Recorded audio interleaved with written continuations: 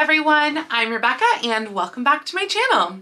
Today I am going to be doing a kind of a requested video that was hinted at recently because I recently went to the LA Fabric District and I bought some fabric. This was when I was down there for costume college, and I mentioned in my costume college video that I was going to show you guys that fabric in a separate video and at the same time show you an updated, like, these are my plans for this coming year type video.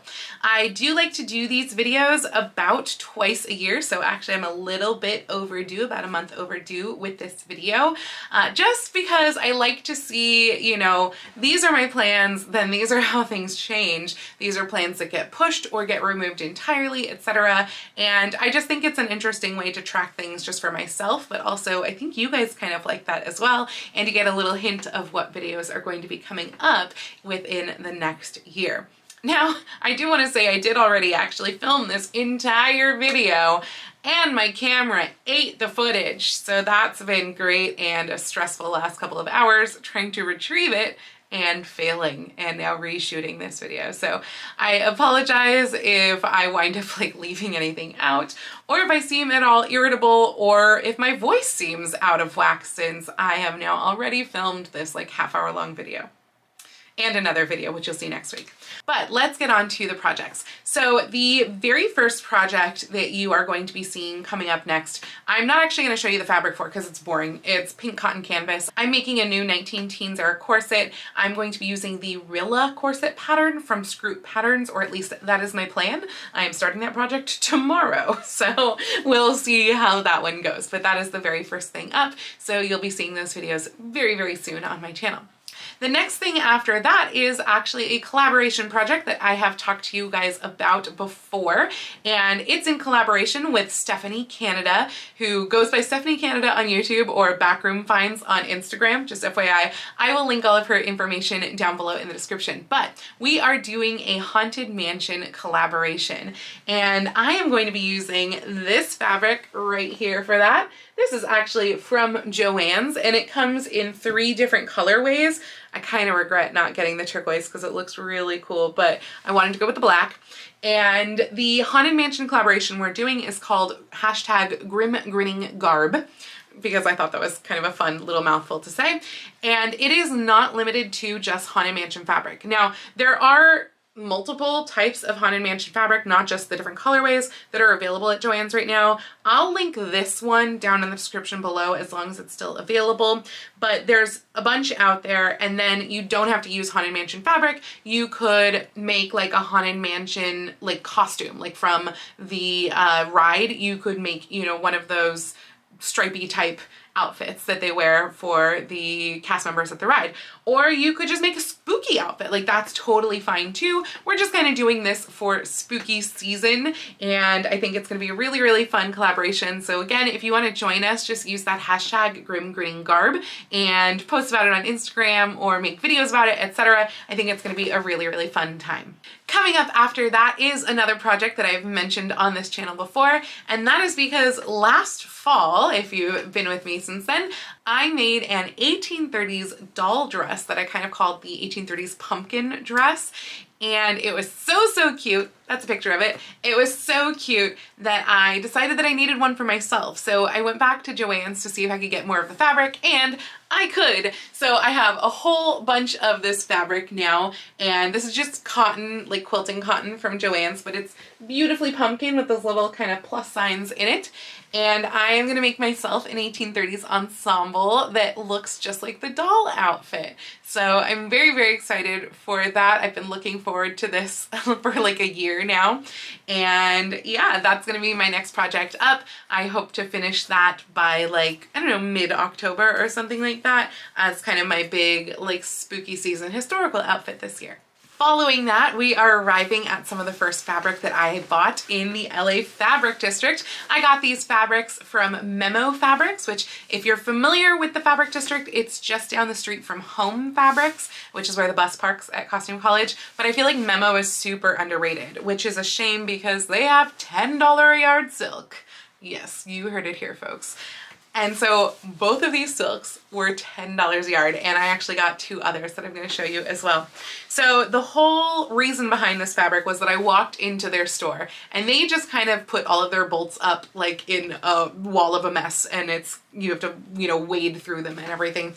But this one called my name. I thought it was so pretty, and I was like, oh my gosh, that is a gorgeous fabric, but nothing in the world is ever gonna match that fabric. And then I was moving other bolts around and I found this fabric right here. Both of these, I don't know how well you can tell on here, but they are both like shot with turquoise. So they're like red with turquoise. I feel like this is coming up way more gray on the camera, but it is actually shot with turquoise, as is this red. And so it's just incredible the way that they match. I think you're getting a little bit of that turquoise as I move. Oh yeah, there it is. There it is in the corner as I move it around. But yeah, the pairing of them is just gorgeous. So I recently posted on Instagram, you may have seen this, these pictures that I'm going to put up over here. These are fashion plates from, I think pretty much all of them are from the later 1870s. My plan is to make either natural form or to actually bring this into the 1880s shelf bustle, because ideally I would love to be working on this around the time that Gilded Age is having its 2nd season and like tie it in that way. I think that would be really fun. I'm so looking forward to that, by the way. It's coming out like right before Halloween is when it's starting. And I just think that this would be a lovely fall project as well, because they're kind of a little bit of autumnal-ish colors. They're kind of bridging the gap between like autumnal and Christmas colors almost. And yeah, so I'm going to take these designs, these fashion plates here, and kind of just change them up into some amalgamation of them. But I loved the fact that all of these had like the checks and the plaids and then the solids to go with it. And I thought that they all were really inspiring. So it's gonna be something in that vein. I just don't have the actual design finalized yet. Another fabric from Memo that I wanted to show you guys, it's not going to happen this year, so don't get your hopes up yet. This is going to be a next year project, like a winter, Christmas time of 2024 type project. But it is this pumpkin silk dupioni, and I bought this because I've always wanted to make this 1830s pelisse. So I think that that is going to be super, super fun to do. And I still have to find the velvet for it though, which is why it is not a this year project. However, what I am going to be making this winter is a follow-up / part 2 of Rose's sink outfit, because I'm going to be making Rose's pink coat. Now, I have talked about this before and you guys listened because Hillary, thank you so, so much. Hillary sent me the pink wool for this coat. Oh my gosh, like what an amazing person you are. I was fully intending to buy it from her, by the way, I just want to say, and then she gifted it to me because she's that amazing. So yes, I have the pink wool to make Rose's sink coat. I'm so, so excited for it. I'm gonna have to learn how to do soutache, which is gonna be fun and interesting. But my plan for this, for one thing, I would love to be able to wear this as a winter coat. I know it's not the most practical because it's really long, but I'd love to be able to wear it as a winter coat. And then also I want to redo the sash and add some additional embellishments to the sink dress. And I want to enter the combination of the two together into the Emerald City Comic-Con like cosplay competition. I think that that would be a good entry because it's taken lots of different skills and will take lots of different skills like with the soutache. So I think that that will be very fun, and that's my goal. I'm not going to be able to wear the coat otherwise at con, it's just going to be too warm, but I think that it will look really cool for the competition, and again, potentially, hopefully, make a legitimate winter coat for myself. Speaking of Comic-Con, the next project on my list after that is one that I actually do not yet have the fabric for. So there's a group of us that are going to get together, and for Friday of Comic-Con, we are going to make American Girl cosplays. Yay, I've talked other people into joining me. And I wanted to do something really, really iconic for that. So I really wanted to do Kirsten's meat dress.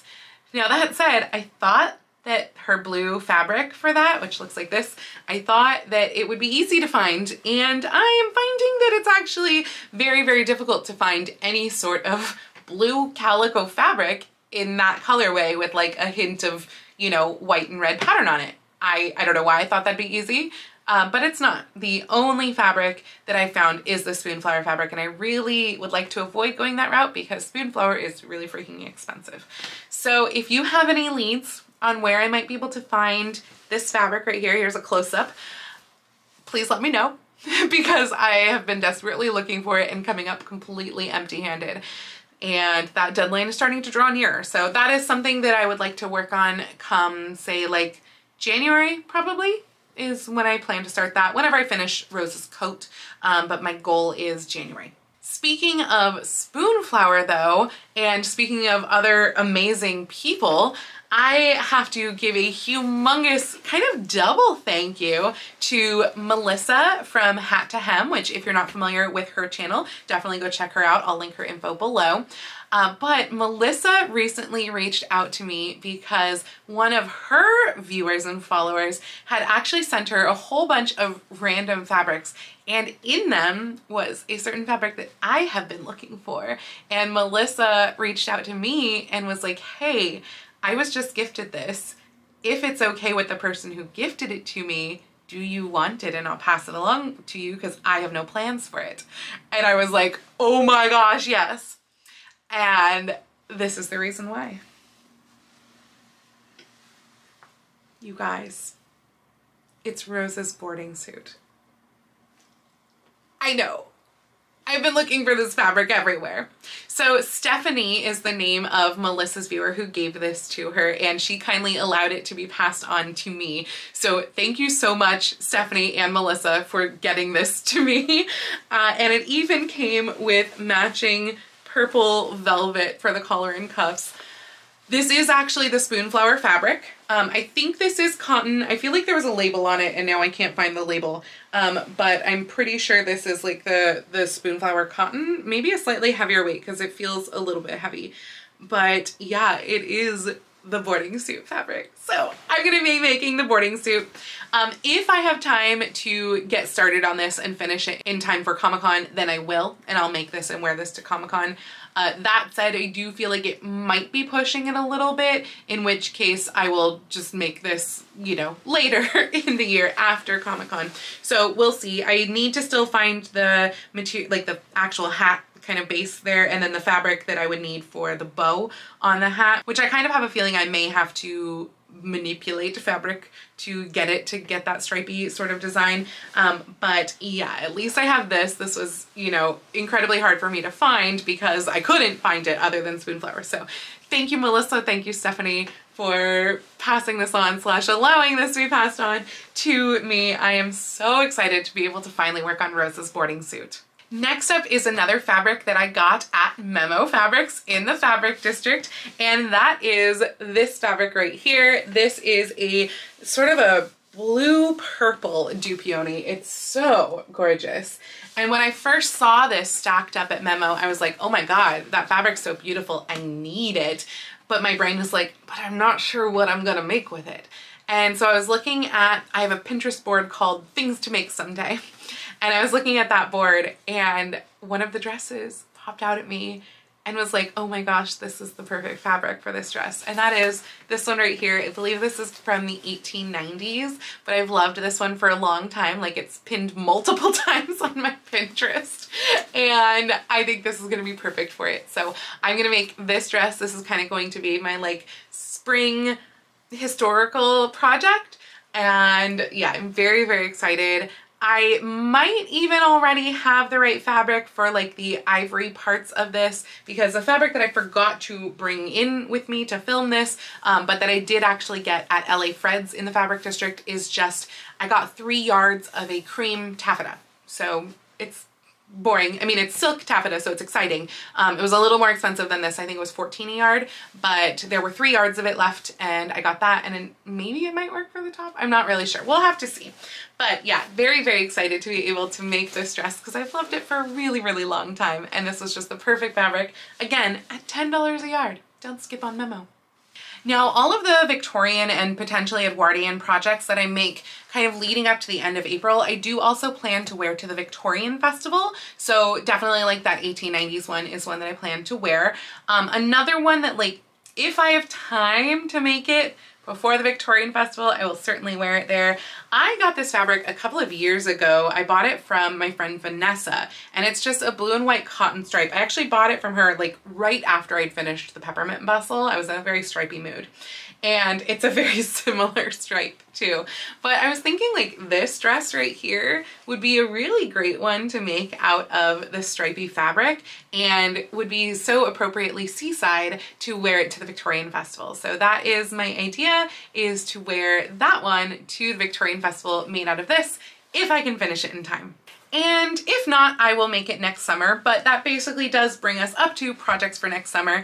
And there's a project that's been getting pushed off and pushed off. It was even attempted at one point, and then it got pushed off again. And that is, I really need a new crinolet. I've been using a Franken crinolet. I talked about this in my like underwear hacks video, I think. I'll link that video down below in the description if you want to check that out. But I've been using a Franken crinolet for all of my early 1870s stuff. And last summer, I did attempt to make a crinolet based off of a pattern in one of Prior Attire's books. It did not go well. So I want to try that again, using a different pattern probably, and see if I can make that, because I, over that, want to make something like this froofy early 1870s dress. And I've had the fabric for it for quite some time. I think I actually bought this in 2020, again from Vanessa. She was destashing a lot. And it is just an embroidered white cotton, like embroidered stripe. So I think that it will be very, very pretty for one of those sort of frothy dresses. But I do want to have the proper undergarments to go under it instead of my Franken crinolet. So hopefully that's what I can get done next summer. And then of course, interspersed with all of that, you know, if you follow me for a while, that I like to do small projects that are interspersed between the larger projects. So things like, you know, jumper dresses or just regular, you know, modern wear dresses or even vintage inspired dresses. Stuff like that I will probably intersperse in there. For example, I would love to make myself a new Christmas dress this year. So hopefully that can get done kind of interspersed in between maybe like Rose's coat and then maybe Rose's boarding dress, like interspersed in there.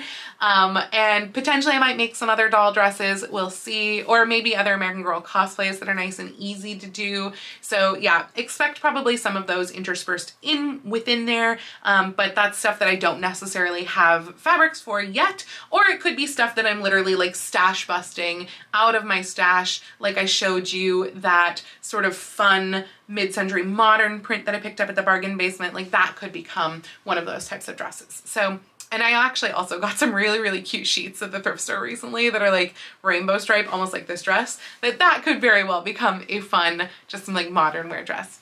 So yeah, that is basically everything that I plan to make within the entire next year through the end of next summer.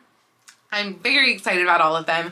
There's a bunch of like totally wish list projects in here. So I really hope that I'm able to actually get them all done, because it is a lot. It's a long list. So keep your fingers crossed for me. We'll see what I'm able to do. And also I would love to hear about what projects you have planned. So if you want to like drop me a comment down below, or if you want to go over on Instagram, maybe like tag me in your in progress type pictures or your finished project pictures too. You know, I love to see what it is that you guys are working on.